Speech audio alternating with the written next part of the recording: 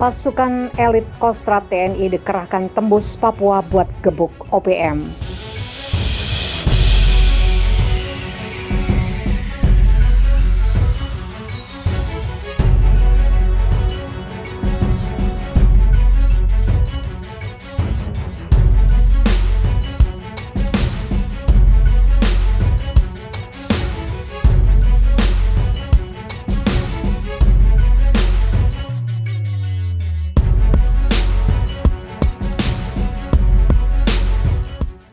Militer Indonesia telah memutuskan untuk mengerahkan pasukan elit Komando Cadangan Strategis TNI Angkatan Darat atau Kostrad Batalion Infanteri Para Raider 501 _Bajrayuda untuk masuk ke wilayah operasi Papua.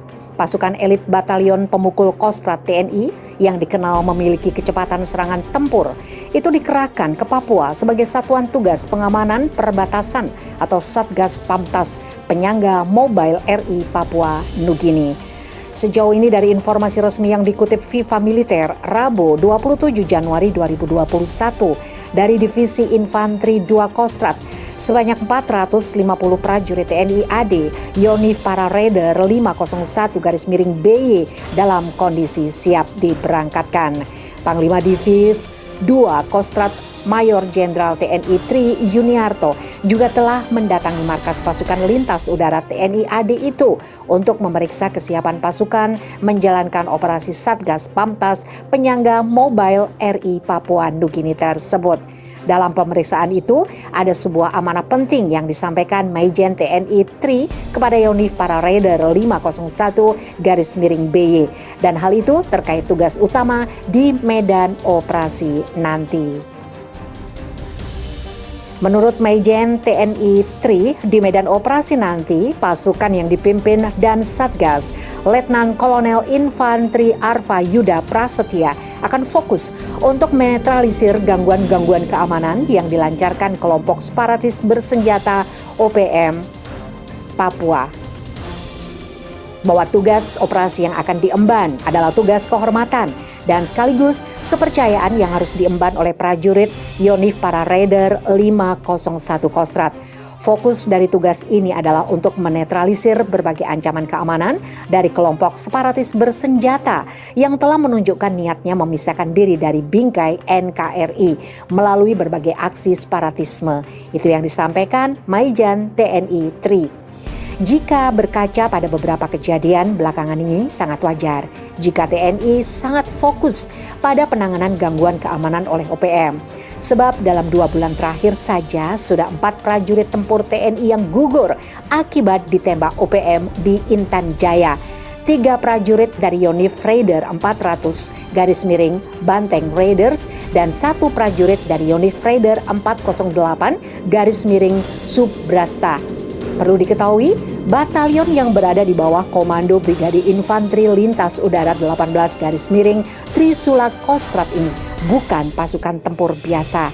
Sejak berdiri pada 22 Januari 1961, Yonif Para Raider 501 _BY telah dikerahkan ke banyak operasi militer.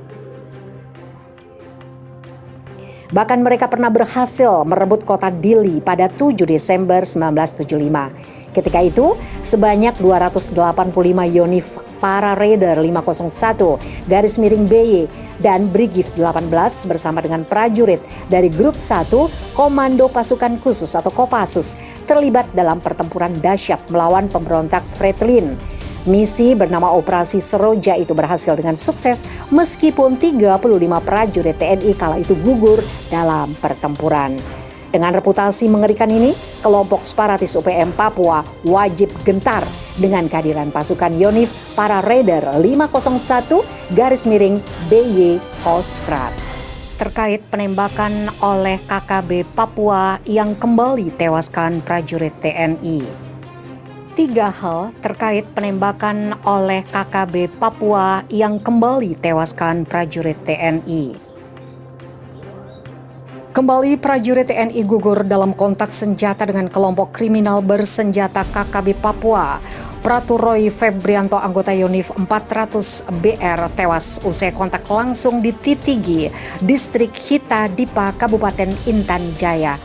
Pratu Roy Febrianto yang ditembak secara membabi buta sesaat dirinya usai melaksanakan ibadah sholat subuh di pos Titigi Yonif Raider 400-BR di Kampung Titigi Distrik Sugapa Kabupaten Intan Jaya Papua Jumat. Itu yang disampaikan Kapten Kopap Wilhan III Kolonel CZI IGN Surya Stawa dalam keterangannya Jumat 22 Januari 2021. Sementara Pratu Dedi Hamdani tewas saat melakukan pengejaran. Penyerangan yang dilakukan KKB Papua hingga menewaskan 2 anggota TNI terjadi pada Jumat 22 Januari. Belakangan organisasi Papua Merdeka mengklaim dibalik penembakan anggota TNI. Dalam kontak senjata itu, TPNPB, kami tidak ada yang korban ataupun luka-luka. Namun anggota TNI 3 orang yang kami tembak di pos TNI Titigi itu. Berikut sejumlah hal terkait penembakan oleh KKB Papua hingga kembali menewaskan 2 prajurit TNI.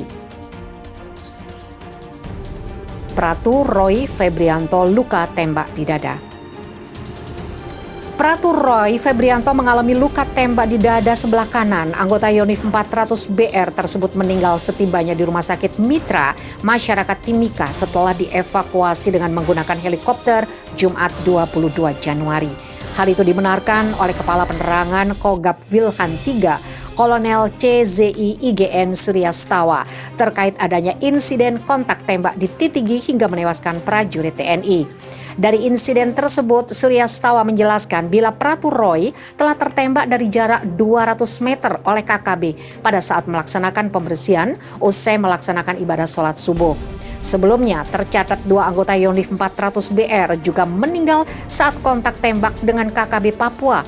Pratu Firdaus meninggal saat kontak tembak tanggal 7 November 2020 dan Prada Agus Kurniawan, Senin 11 Januari 2021. Prada Agus Kurniawan meninggal dalam kontak senjata dengan kelompok kriminal bersenjata di Titigi, Kabupaten Intan Jaya, Papua. Pratu Dedi Hamdani luka tembak saat kejar KKB. Adapun 1 korban lainnya adalah Pratu Dedi Hamdani. Dia bertugas di pos Hita Dipa. Sedangkan korban lain atas nama Pratu Dedi Hamdani dari pos Hita Dipa, dia tertembak saat melakukan pengejaran kepada KKB yang melakukan penembakan terhadap pos Titigi.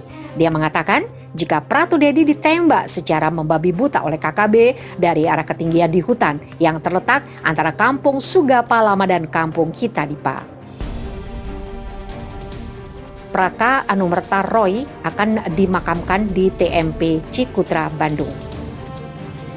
Prajurit Kepala Anumerta Roy Febrianto tiba di rumah duka di Kecamatan Balendah, Kabupaten Bandung, Jawa Barat, Sabtu 23 Januari 2021 malam.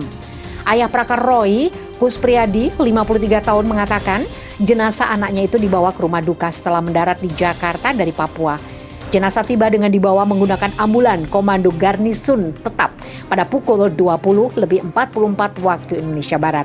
Rencananya, jenazah prajurit Roy Febrianto akan dimakamkan Minggu 24 Januari 2021 pagi di TMP Cikutra.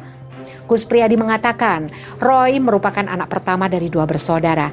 Adiknya yang bernama Raditya, 15 tahun, masih duduk di bangku sekolah. Kuspriyadi sendiri adalah anggota TNI berpangkat Letnan II. Dia saat ini mengemban tugas sebagai anggota di wilayah Kodam 3 Siliwangi. Roy mengikuti jejak ayahnya untuk berkarir di Angkatan Darat.